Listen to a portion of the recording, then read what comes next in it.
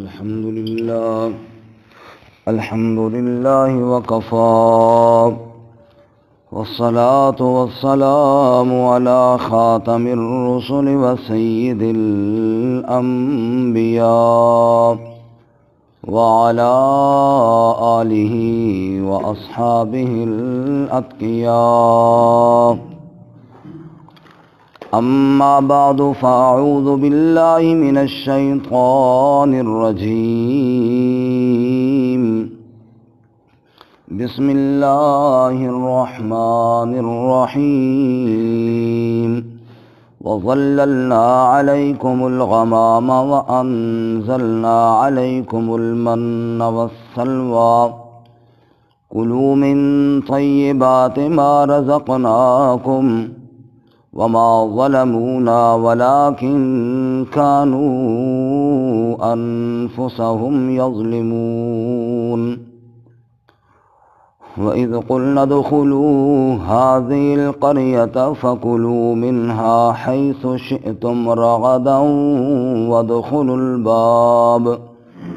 وادخلوا الباب سجدا وقولوا حطة نغفر لكم خطاياكم وسنزيد المحسنين. فبدل الذين ظلموا قولا غير الذي قيل لهم فأنزلنا على الذين ظلموا رجزا من السماء بما كانوا يفسقون. وظللنا اور سایہ کیا ہم نے علیکم الغمام تم پر بادلوں کا، وانزلنا اور نازل کیا ہم نے علیکم المن والسلوى تم پر من اور سلوى. کلو کھاؤ من طیبات ما رزقناکم پاکیزہ چیزوں میں سے جو ہم نے تمہیں دیا ہے. وما ظلمونا اور نہ ظلم کیا انہوں نے ہم پر، ولیکن کانوا انفسہم یظلمون اور لیکن وہ اپنی جانوں پر ظلم کرتے تھے. وَإِذْ قُلْنَا ادْخُلُوا هَٰذِهِ الْقَرْيَةَ اور جب ہم نے کہا داخل ہو جاؤ اس بستی میں، فَكُلُوا مِنْهَا پس کھاؤ اس سے، حَيْثُ شِئْتُمْ رَغَدًا جہاں سے تم چاہو کھلا، وَادْخُلُوا الْبَابَ سُجَّدًا اور داخل ہو دروازے سے سجدہ کرتے ہوئے، وَقُولُوا اور کہو حِطَّةٌ ہمیں بخشش چاہیے، تو نغفر لکم خطایاکم ہم بخش دیں گے تمہارے لیے تمہاری خطاؤں کو، وَسَنَزِيدُ الْمُحْسِنِينَ اور ان قریب ہم زیادہ دیں گے احسان کرنے والوں کو. فبدل الذین ظلموا قولا پس بدل ڈالا ظالموں نے بات کو، غیر الذی قیل لہم اس کے علاوہ جو ان کے لیے کہی گئی. فانزلنا علی الذین ظلموا پس ہم نے نازل کیا ان لوگوں پر جنہوں نے ظلم کیا تھا، رجزا من السماء سخت عذاب آسمان سے، بما کانوا یفسقون اس لیے کہ وہ نافرمانی کیا کرتے تھے. سبحان ربک رب العزت عما یصفون وسلام علی المرسلین والحمد للہ رب العالمین.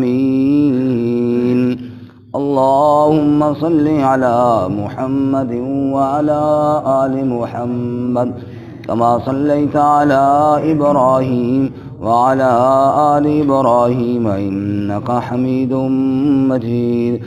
اللهم بارك على محمد وعلى آل محمد كما باركت على إبراهيم وعلى آل إبراهيم إنك حميد مجيد. معزز سامعین، سورۃ البقرہ کا چھٹا رکوع آیت نمبر 57، 58 اور 59 آپ کے سامنے تلاوت کی ہیں. اللہ رب العزت ان کے مطابق صحیح بیان کی توفیق عطا فرمائیں اور ہمیں قرآن و سنت پر عمل کرنے کی توفیق عطا فرمائیں۔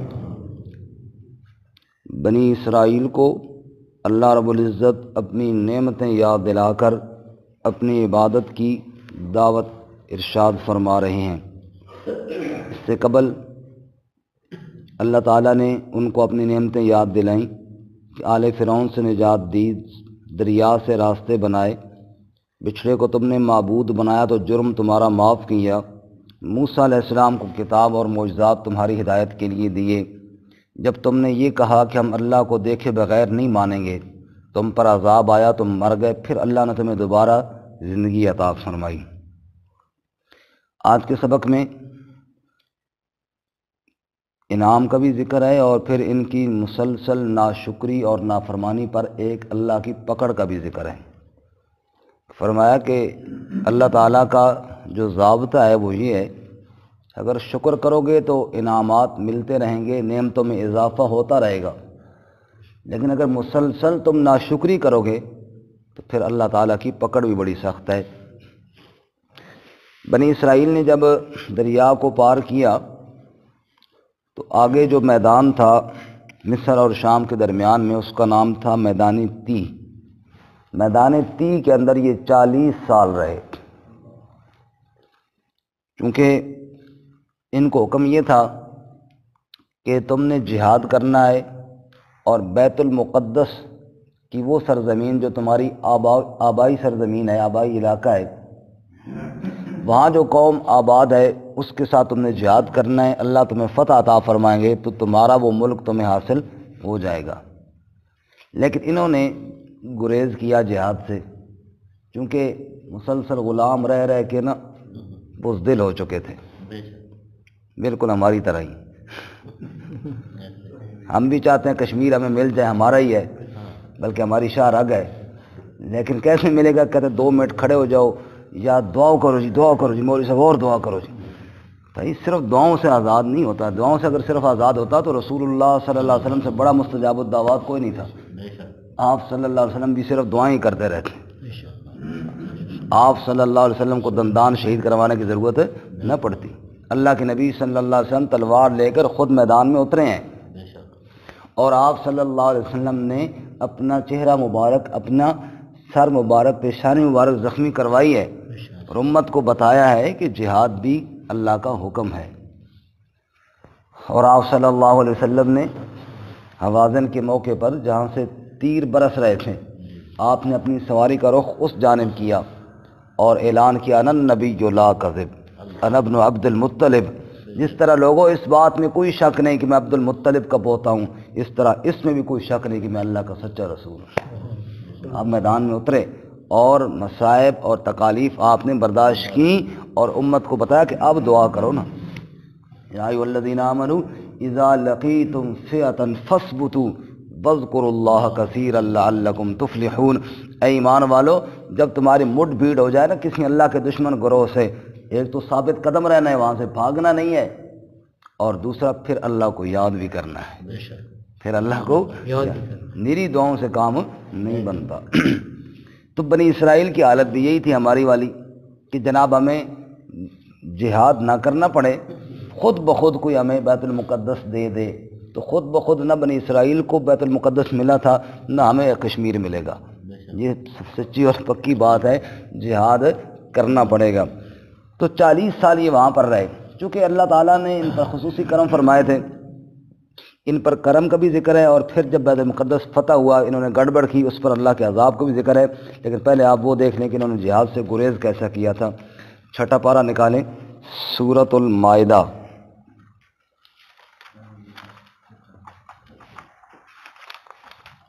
اور صفحہ نمبر 101، سورۃ المائدہ 6 پارہ، صفحہ نمبر 101، آیت نمبر 20۔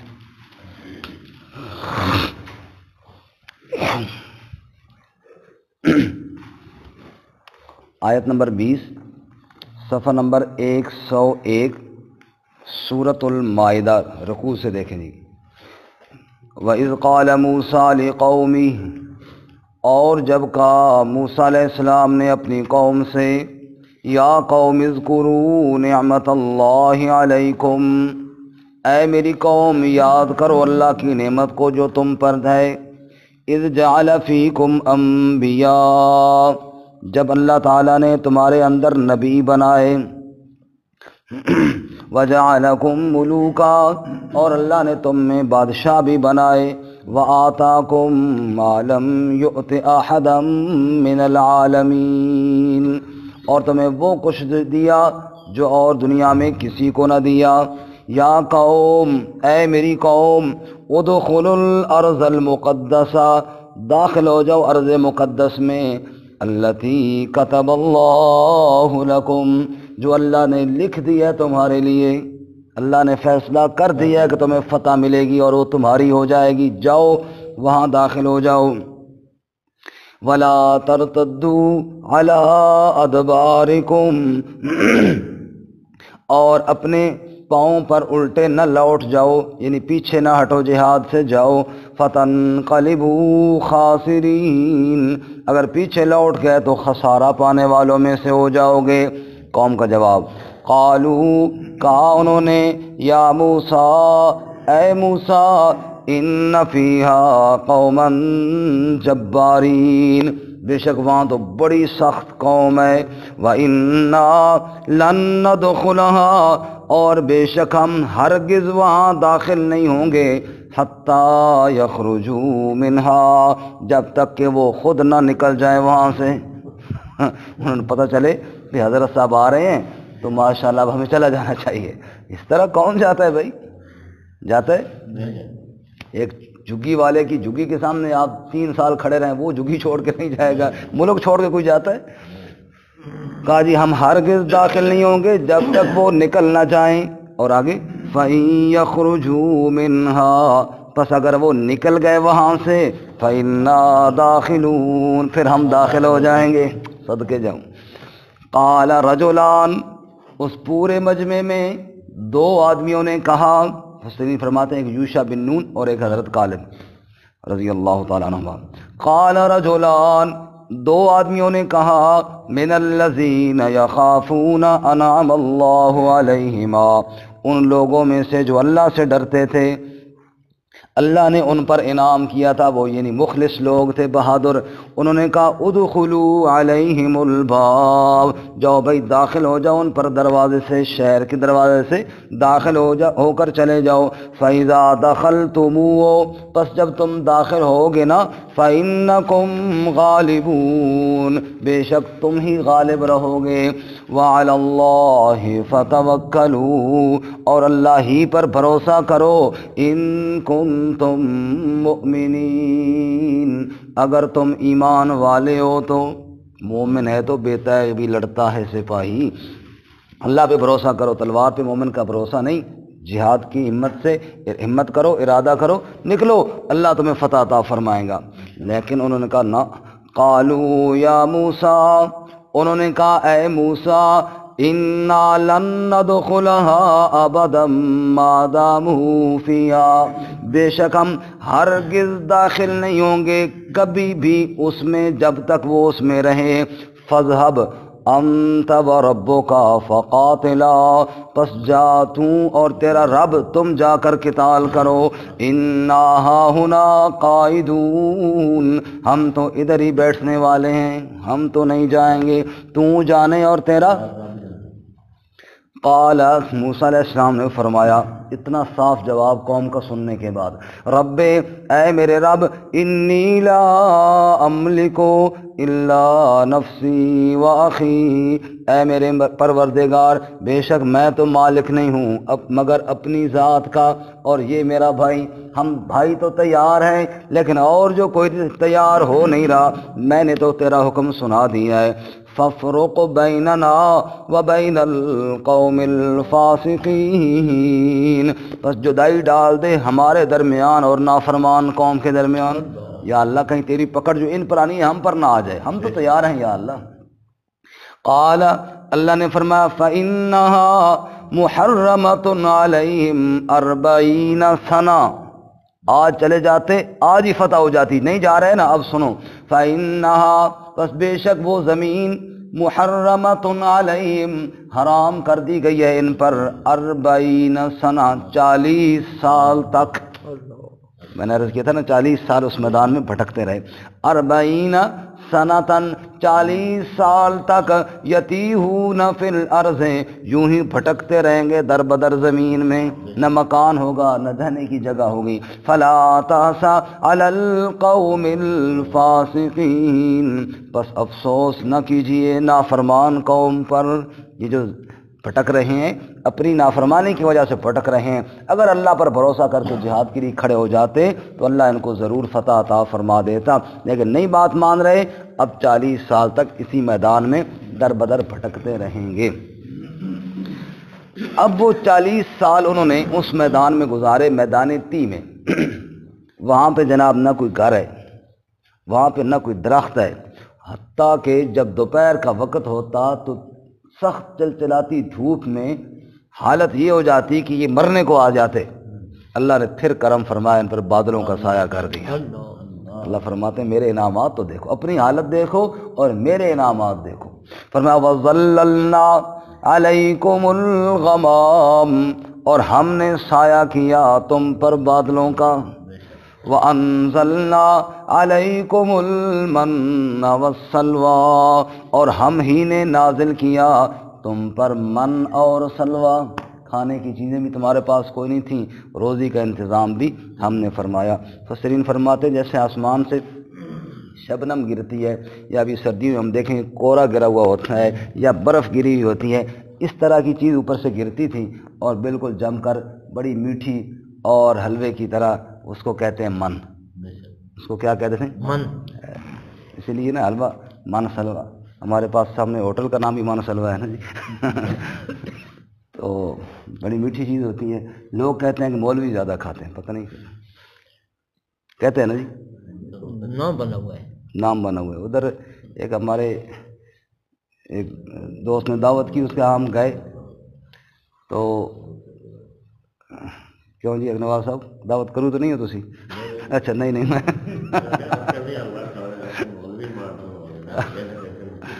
نہیں وہ میں تمہیں بتاتا ہوں نا. ہمارے ایک دوست نے دعوت کی تو ان کے یہاں حلوہ بھی بنا ہوا تھا نا. تو ویسے میں اتنا زیادہ کھاتا نہیں ہوں، باقی مولویوں کو پتہ نہیں ہے. تو میں نے تھوڑا سا اس میں سے کھایا بھی 1-2 لقمے. کہنے لگا بادشاہ کھاؤ، اصل تو بنائی تھوڑے واسطے، تسی مولوی ہو اس واسطے حلوہ پکوایا. میں نے کہا یار اصل میں نا مولوی حلوہ نہیں کھاتے. اور آپ دیکھیں صبح حلوہ پوڑی والی دکان میں مولوی آپ کو لیکن اس کا جواب اس سے زیادہ خطرناک ہے. اس نے آگے کہا وہ حلوہ ملتا ہے پیسوں کا، اس لیے مولوی نظر نہیں آتے. اگر ملتا فری میں تو پھر میں دیکھتا کہ مولوی ہیں یا نہیں.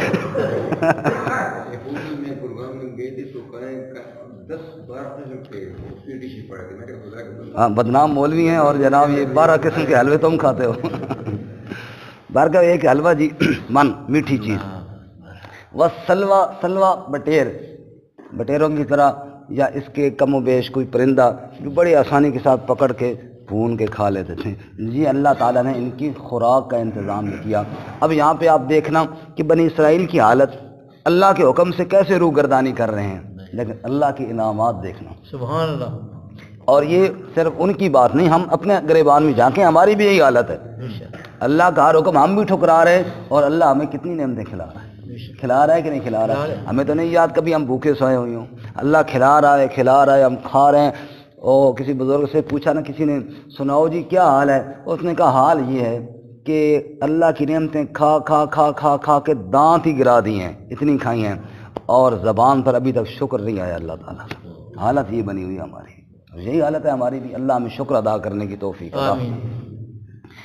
تو فرماتے ہیں وَأَنزَلْنَا عَلَيْكُمُ الْمَنَّ وَالسَّلْوَىٰ ہم نے تم پر من اور سلوہ نازل کیا اور حکم دیا کُلُوا مِن طَیِّبَاتِ مَا رَزَقْنَاکُمْ کھاؤ پاکیزہ چیزوں میں سے جو ہم نے تمہیں رزق دیا ہے. یہ ہمارا پاک رزق ہو، کبھی حرام کے قریب نہ جانا. وَمَا ظَلَمُونَا اور انہوں نے ہم پر ظلم نہ کیا، ولیکن کانوا انفسہم یظلمون، لیکن وہ خود اپنی جانوں پر ظلم کرتے تھے۔ اتنی نعمتیں کھانے کے بعد اگر میرے حکم کو توڑا اور ناشکری کی تو رب کہتا ہے میرا تو کچھ نہیں بگاڑا، اپنا ہی نقصان کیا، اپنا ہی نقصان کیا۔ اللہ اکبر۔ وَإِذْ قُلْنَا ادْخُلُوا هَٰذِهِ الْقَرْيَةَ، پھر جب ہم نے کہا داخل ہو جاؤ اس بستی میں، یہ نسل 40 سال بھٹکتی رہی، پھر جہاد کے لیے تیار ہوئے۔ شرط اللہ کی پوری تھی، جہاد کرو گے تو بیت المقدس کی زمین تمہیں ملے گی، پھر تیار ہوئے۔ اب جناب زمین تو مل گئی، اب اگلی نافرمانی کی طرف آئے۔ وَإِذْ قُلْنَا، اور جب ہم نے کہا ادخلوا هذه القرية، داخل ہو جاؤ اس بستی میں، فَكُلُوا مِنْهَا حَيْثُ شِئْتُمْ رَغَدًا، پس کھاؤ وہاں سے جہاں سے چاہو کھلا، یعنی تمہارا اپنا ملک ہے، جاؤ جیسے اس میں چاہو رہو۔ لیکن دو کام کرنے، ایک تو شکر کا سجدہ کرنا ہے، یعنی میرے حکم کے سامنے جھک جانا ہے۔ بعض مفسرین کہتے ہیں یہی سجدہ جیسے ہم کرتے ہیں اس کا حکم تھا، بعض کہتے ہیں سجدے سے مراد جھکنا ہوتا ہے، مراد یہ ہے کہ میرے حکم کے سامنے جھک جانا ہے، جو پہلے نافرمانیاں ہوئیں وہ تو ہوئیں، اب مزید ضد بازی اور نافرمانیوں سے اجتناب کرنا ہے۔ دوسرا بخشش مجھ سے مانگنی ہے، یا اللہ جو ہم سے پہلے کوتاہی ہوئی وہ ہمیں معاف کر دے۔ اب یہ دو کام تم کرو، پچھلی غلطیاں بھی ہم معاف کر دیں گے، آئندہ کے لیے تمہارے اوپر اپنی انعامات اور نعمتیں بھی جاری رکھیں گے۔ لیکن بدنصیب قوم نے دونوں احکامات کو ٹھکرا دیا، سجدہ بھی کوئی نہ کیا، اکڑ کر داخل ہوئی، باشو فاتح ہیں ہم جی، جی فاتح ہیں ہم جی، وہ گھٹیا سوچ تھی نا غلامانہ، اور اسی وجہ سے جہاد نہیں کرتے تھے اور بھٹکتے رہے، اور پھر جب کوئی چیز مل گئی تو پھر گھٹیا آدمی، وہ جیسے غبارے میں ہوا بھری جائے تو وہ پھول جاتے ہیں، پھول گئے۔ اور پھر دوسرا کام یہ کیا کہ بخشش مانگنے کی بجائے اس حکم کو بھی مذاق بنا لیا۔ مفسرین فرماتے ہیں حتتن کا حکم تھا کہ بخشش مانگو، حتتن کو بگاڑ کر حنتتن کہنے لگے۔ حنتا کہتے ہیں گندم کے دانوں کو، بخشش نہیں چاہیے، گندم چاہیے ہمیں، یعنی مذاق اڑایا اس کا۔ پھر اللہ تعالیٰ نے وہ قوم جس کو کل سمندر سے راستے دیے تھے، جس پر بادلوں کا سایہ کیا تھا، جس کے کھانے کے لیے من سلوے نازل کیے تھے، اللہ نے سخت پکڑ اور وبا میں ان کو مبتلا کر دیا۔ چنانچہ مفسرین فرماتے طاعون کا مرض ان پر اللہ نے مسلط کیا، اور یہ تڑپ تڑپ کر پھر مرنا شروع ہو گئے۔ اللہ ہماری حفاظت فرمائے۔ آمین۔ دیکھو جی وَإِذْ قُلْنَا ادْخُلُوا هَٰذِهِ الْقَرْيَةَ، جب ہم نے ان سے کہا داخل ہو جاؤ اس بستی میں، فَكُلُوا مِنْهَا، پس کھاؤ اس سے، حَيْثُ شِئْتُمْ رَغَدًا، جہاں سے چاہو کھلا، وَادْخُلُوا الْبَابَ سُجَّدًا، اور داخل ہو جاؤ دروازے سے سجدہ کرتے ہوئے، وَقُولُوا حِطَّةٌ، اور کہو ہمارا سوال بخشش ہے۔ عبداللہ ابن عباس فرماتے ہیں یہ سرینوں کے بل داخل ہوئی ہے سجدے کی بجائے، یا یوں جیسے مٹک مٹک کے متکبرین چلتے ہیں نا، یوں سرینے رگڑتے ہوئے داخل ہوئے کہ جناب ہم تو فاتح ہیں جی، نعوذ باللہ من ذالک۔ وَقُولُوا، اور کہو حِطَّةٌ، یعنی ہمارا سوال بخشش کا ہے، یا اللہ میں بخش دے۔ جب تم یہ کہو گے نغفر لکم خطایاکم، تو ہم بخش دیں گے تمہاری خطاؤں کو، جو تم سے کوتاہیاں ہوئیں اس سے پہلے وہ سب بخش دی جائیں گی۔ وَسَنَزِيدُ الْمُحْسِنِينَ، اور احسان کرنے والوں کو ہم اور زیادہ عطا فرمائیں گے۔ ابھی ہم نے سورۃ المائدہ میں دیکھا نا کہ دو اشخاص تھے جنہوں نے کہا تھا کہ نہیں ہمت کرو یار اللہ فتح دیں گے، اب انہوں نے تو نافرمانی نہیں کی نا، وہ استغفار کریں گے ہم ان کو اور زیادہ عطا کریں گے، جنہوں نے نافرمانی کی ہے ان کے گناہ معاف کر دیں گے۔ جیسے استغفار ہم بھی کرتے ہیں، استغفار اللہ کے رسول صلی اللہ علیہ وسلم بھی کیا کرتے تھے، ہم استغفار کرتے ہیں گناہوں کی بخشش کے لیے، اور نبی پاک کی استغفار درجات کی بلندی کے لیے، آپ گناہ تو آپ نے کیے کوئی نہیں تھے۔ تو وَسَنَزِيدُ الْمُحْسِنِينَ، تم بخشش مانگو، جنہوں نے خطائیں کی ہیں ان کی خطائیں بخشی جائیں گی، جنہوں نے نہیں کی ہیں ان کو اللہ اور زیادہ عطا فرمائے گا۔ لیکن فَبَدَّلَ الَّذِينَ ظَلَمُوا قَوْلًا غَيْرَ الَّذِي قِيلَ لَهُمْ، پس بدل دیا ظالموں نے اس بات کو اس کے علاوہ جو ان کے لیے کہی گئی تھی، بات کہی اور گئی تھی، انہوں نے عمل کسی اور طریقے سے کر دیا، تو پھر فَأَنزَلْنَا عَلَى الَّذِينَ ظَلَمُوا رِجْزًا مِّنَ السَّمَاءِ، پس ہم نے نازل کیا ظالموں پر سخت عذاب آسمان سے۔ اور سخت عذاب سے اکثر مفسرین طاعون بیان کرتے ہیں، اور ایک حدیث شریف میں بھی اس کی تائید ہوتی ہے۔ آپ نے فرمایا یہ طاعون اللہ کے عذابوں میں سے ایک عذاب ہے جو اللہ نے پہلی قوموں پہ مسلط کیا، تو اس سے بھی تائید ہوتی ہے کہ شاید وہی مراد ہوگا۔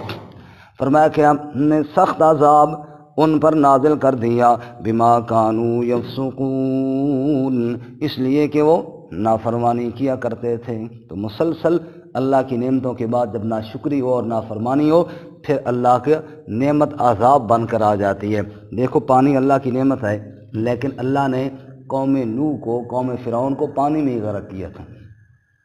ہوا اللہ کی کتنی بڑی نعمت ہے، اللہ نے قوم عاد کو ہوا کے ذریعے غرق کیا تھا۔ اب آگ بظاہر اللہ کے عذاب کی چیز ہے، لیکن ابراہیم علیہ السلام کی اللہ نے آگ میں حفاظت کی تھی۔ تو اصل چیز اللہ کا شکر اور ناشکری ہے۔ جس نے شکر کیا ہے اس کے لیے اللہ رب العزت عذاب والی چیز میں بھی راحت پیدا کر دیتے ہیں، اور جس نے ناشکری کی ہے اس کے لیے راحت والی چیز میں بھی اللہ عذاب پیدا کر دیتے ہیں۔ تو اللہ تعالیٰ ہماری حفاظت فرمائے۔